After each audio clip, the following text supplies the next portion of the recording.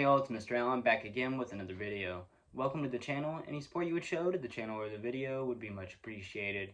With that, let's get right into it. Today we're going to be doing my first Dragon Ball or Dragon Ball Z related video, whatever you want to call it. List my top 10 Dragon Ball characters of all time. This was a hard list to make. There's a lot of Dragon Ball characters. It was just a real struggle. I'm really gonna say that I feel like this is a rough list, but like let's get into it. And these are definitely the characters that, without freshly watching the show anytime recently, other than Dragon Ball Super and the movies, and the newer movies, I should say. I haven't really watched a lot of the older Dragon Ball material in a long while that wasn't like replaying it in a video game. That's not to say that I haven't seen it all in the past, because I have. And I mean, not all of it. I've seen GT, all of it. You know what I mean? So let's get into it, and give me a break. You know, don't go too hard on me down there if you don't like exactly what I gotta say, or if you don't agree, or if maybe someone's missing, because I haven't freshly watched it. You know, I was thinking someone felt like they were missing. Like I hated that I couldn't put my boy Krillin on the list, for instance, or Master Yoshi. It hurt me that those two particularly couldn't make the list for me.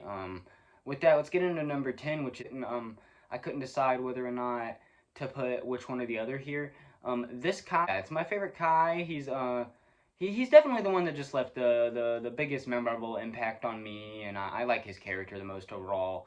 Other than, of course, Mr. Kai here, which also kind of hurts me that he can't make the list. But other than being like a teacher figure similar to that of Master Oshi, his actual like screen time and you know, just important fights is limited, and those are all kind of the same reasons why those three kind of didn't make the list, even though I really like all three of those characters a lot. And the person he's tied up with here is Goku and Chie's youngest child, Goten. I used to really like Goten a lot when I was young, I guess because of how young I was watching Dragon Ball Z. But he's because he's still that young and I'm not really anymore, and I'm like full grown. It's hard to like him as much. I wish he would have like grown up a little with me, or like when are we gonna get Team Goten and Team Trunks is what I'm wondering, because they've been children forever, and I like how much power they have, especially when they're fused and whatnot. And I think it's awesome. That's why he still made it, and you know, I think there's a lot of potential when it comes to Goku's children, especially because Goten looks more like Goku, at least so far, than Gohan ever did. So it's just, you know, he has a easier shot of taking the Goku mantle, I feel like, if they'll ever let that happen, because I don't think they're ever letting Goku go. With that, let's get into number 9, Piccolo. Everyone loves Piccolo. How do you not like Piccolo? The main antagonist of the original Dragon Ball series and whatnot was King Piccolo, our boy Piccolo here's father. And of course there would be no Piccolo without the original Dragon Ball show. So this one goes all the way back to the original Dragon Ball. And I love Piccolo. He's definitely one of my favorite Z fighters, and never gonna get over my alien, and he has one of the coolest planets, and just backgrounds and backstories and all of Dragon Ball Z, and I love it, and he's a great character, and overall his whole arc throughout all of it as Gohan's teacher, Goku's rival, whatever it was, he's a great character, and he just gets better and better all throughout it, whether it's when he's helping Goku defend Namek against Frieza, or battling alongside them in one of their many other battles. He's a great character. With that, let's get into number 8. Number 8 is Majin Buu. And I just mean like Majin Buu, period. I like, of course, all forms of him. Of course, Kid Buu is going to be the strongest and most superior version of him, but I really feel like this villain was like almost pinnacle villain here, right alongside the one that I'm gonna go ahead and compare him here to, and that is Frieza. Frieza, I'm gonna go ahead and put like right here beside him, just because Frieza and Majin Buu are like my B class villains in this. I think they're awesome. I think they did a lot of great things with them, like of course the creation of Super Saiyan with Frieza especially is just one of the most iconic things in Dragon Ball. So that's why I put both of them here. Of course, with Majin Buu, you get the iconic Super Saiyan 3. You get, of course, the Gogeta fusion transformation when you fight Kid Buu and they're in the afterlife and whatnot. And it's just it's awesome. They're both awesome villains, but I do wish that there was more character in their character, and there was more than just we're evil because we're evil. And I know that's not exactly it with them, but let's be real, they're evil to be evil. With that, let's get into number 7. Number 7 is Bulma. Bulma is the main female entry on here. I feel like she's my favorite female Dragon Ball character. She's been in it since the very beginning and played a crucial role in writing a lot of the comedy with Goku and Krillin in the original show. And then, of course, she didn't not maintain importance throughout Dragon Ball. Of course, in Dragon Ball Z, they found a place for her, becoming Vegeta's wife eventually, and of course the mother of Trunks, and also just an overall, just all around great character, and just a real ride or die for Vegeta. And I love Vegeta as well, so I just overall really like her whole character arc, and yeah, again, probably my favorite female character. With that, let's get into number 6. Number 6 is Cell. Cell and the androids is this is probably my favorite bad guy entry here at number 6. I decided to put Cell above Frieza, above Majin Buu, all of that. So it's serious here. I like Cell a lot, and the Cell arc is my favorite arc in all of Dragon Ball. I remember when I was first watching the Cell arc and seeing Cell, I didn't think he was that big of a villain. He was that big. It's when he goes into those final 2 forms or so that you're kind of like, okay, this is getting intense. This is getting awesome, crazy. But really, what makes it even better is when you start to look at all of the android stuff that happened around it with 18 and what happened. I just mentioned her because she's the one that stuck around with her relationship with Krillin in the later installments of Dragon Ball Z and in Dragon Ball Super, but also with the other Android story backgrounds and just everything that happened in the Android arc there. And of course, one of the best moments with Goku's original death, Gohan just being the absolute GOAT even as a teenager, and of course the unlock of Super Saiyan 2, what is my favorite and probably what I would deem as the most iconic moment, even though some would argue the Frieza with Goku, which I would say is a good point. It is also very iconic and definitely, in my opinion, right up there with it. And I think both of them kind of beat the Super Saiyan 3 for me, but I feel like overall, with that whole arc, they're about as iconic as each other. And I like what Cell, just because I mentioned the other androids and whatnot, there's just a bit more to it. And because that was because Goku actually lost, and it was left up to Gohan, and just the stakes felt higher, and that's why Cell's my favorite villain. And with that, we're getting into number 5. Number 5 kind of brings us back to the Cell arc, so I'm glad we were going into it with Gohan. I loved Gohan a lot. All throughout the first arcs of Dragon Ball Z, I loved Gohan. He was my favorite character, would have been number 1.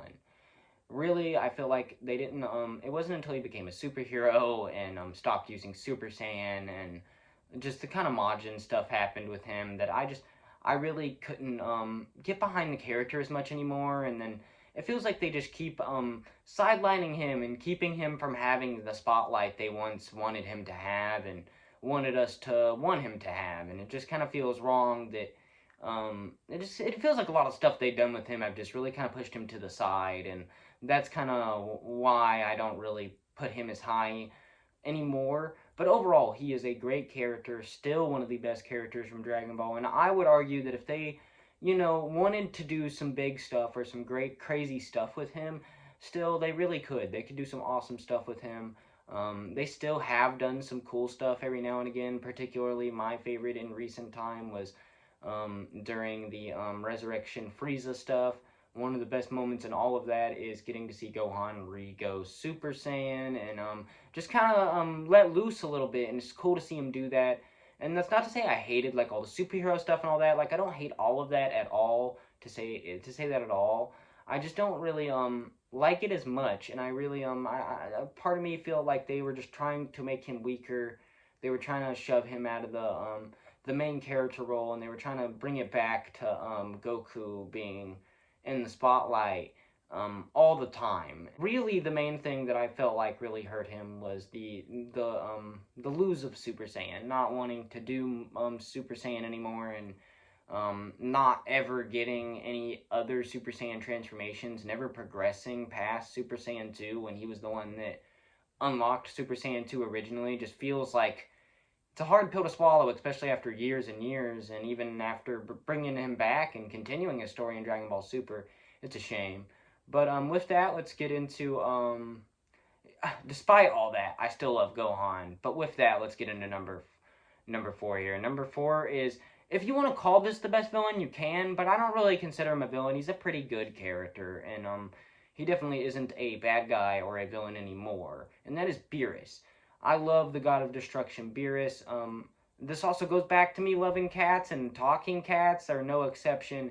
And he's a Sphinx, or he's modeled after a Sphinx, which is even awesomer because Sphinx are awesome looking cats. And he has a great English voice actor at the very least. I'm not sure about the Japanese one, but he has great performance there, and he's just been a great character from the moment they entered him. And I really, when him and Whis showed up in the Battle of Gods kind of arc and at the beginning of Dragon Ball Super and whatnot, when the Battle of Gods movie dropped, that was just a breath of fresh air into the Dragon Ball series. It was the best thing Dragon Ball had dropped, in my opinion, in a long time.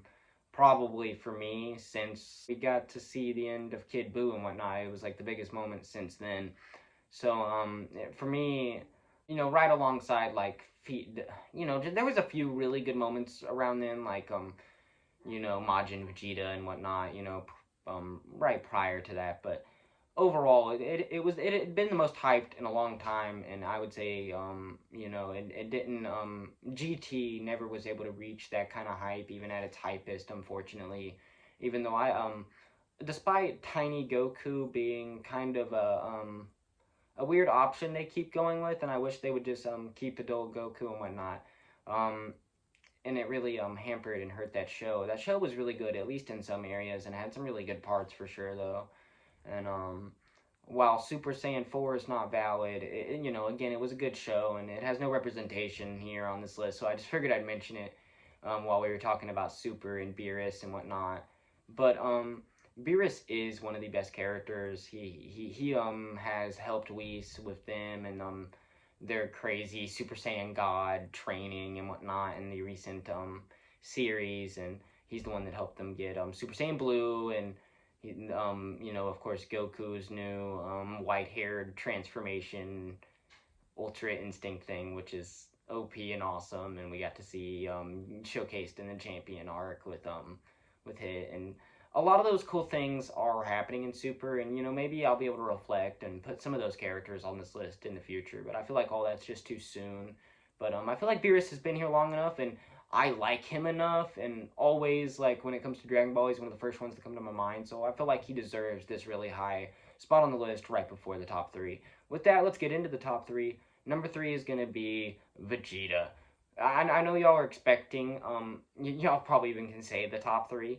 Vegeta is here, whether it's when he was Majin Vegeta and being a bad guy again, or when he was a bad guy originally in the original arc in Dragon Ball Z that I'm blanking on the name of for some reason right now. Right after Goku's brother showed up and whatnot, Raditz. Other than that, he was a great good guy throughout all of Dragon Ball on a heck of a redemption arc, and throughout Dragon Ball Super, he's been nothing but the best characters in anime, and also just super powerful, way more than we ever thought he probably would be. Still rivaling Goku to this day, and that's why he's so good, is because he will always be Goku's rival. He will always, and because he's on that level, he will always be one of the strongest characters in anime. Unless you're talking like One Punch Man or, stuff like that, I guess. But, he's right up there with Goku and Superman, and that's why Vegeta's here, and I think Vegeta actually knowing his Saiyan lineage and having that and growing up in that is just very cool and whatnot, and that's why he's so high up on this list. Not to mention, he is the father of our number 2 pick here that we're getting into, Trunks. Trunks, whether it's future Trunks, which, let's be honest, future Trunks, whether it's him appearing in Dragon Ball Super more recently, or appearing back in the Cell arc, Future Trunks is goated, and Kid Trunks being around in the later parts of Dragon Ball Z and in Dragon Ball Super just make him even more beloved. And Trunks is just, he's a must need. And while I wish I wish we would get Teen Trunks or something instead of always having Kid Trunks, because we've had Kid Trunks for years. I do really, I do still enjoy the fact that they're really powerful children, and I get the gimmick and it's cool and whatnot.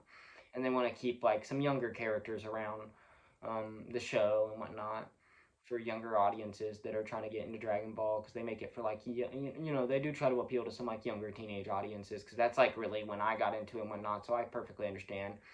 But of course we like the older Trunks more, and now that I'm older, at least personally. And also, he was always like cooler. There was like this, oh, he's all like older and cool now. There was always that element to it, even as a teenager.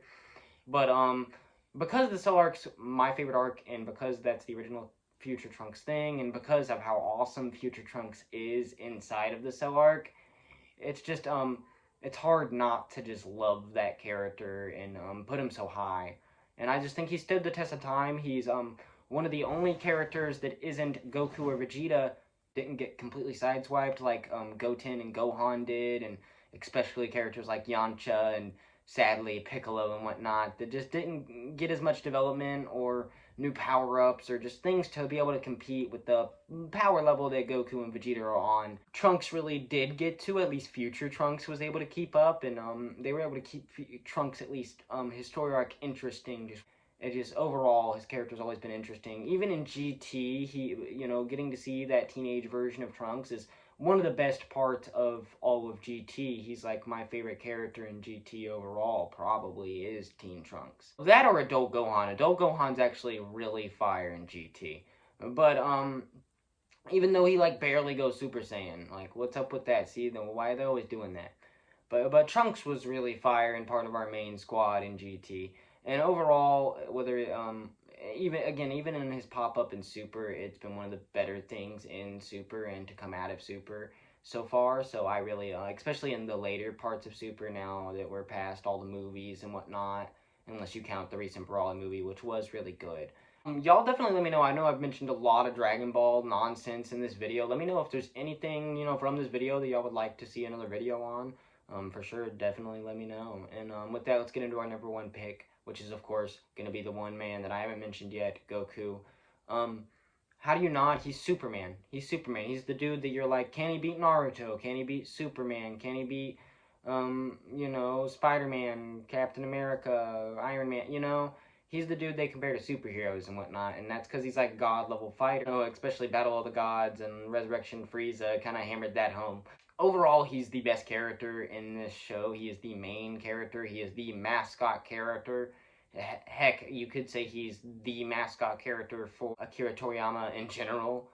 I just want to say that also the recent passing of Akira Toriyama is what inspired this video, and why I decided to shift gears on the channel to Dragon Ball and show it some attention is just because, this really reminded me how special Dragon Ball was to me, his passing did, and how legendary he was, and just how much he did, and how great his legacy was, and how much it affected my childhood, and how much it, how much I cherished it as a child, and how much I loved Dragon Ball and Dragon Quest and all that, So that really did inspire this video. Goku is probably his most famous, most infamous character, and I'm going to go ahead and say it, one of the biggest anime mascots and anime characters to ever exist probably will be Goku. That's why he just keeps getting more and more powerful. He's the character in anime that just keeps getting more and more powerful, you know what I mean? He's the shonen pro tag, like, for real. So, he's the GO, and he is the best character, and I feel like a lot of people that aren't Vegeta biased would agree with me, because usually it's either Goku or Vegeta, and I like Vegeta a lot. In fact, I like some things about Vegeta a lot more than I like about Goku. But I feel like it's hard to argue about Goku being the best character. That's just my opinion. Definitely let me know what y'all think about my top 10 and what some of y'all's favorite Dragon Ball characters are down below. And with that, that'll be the whole video.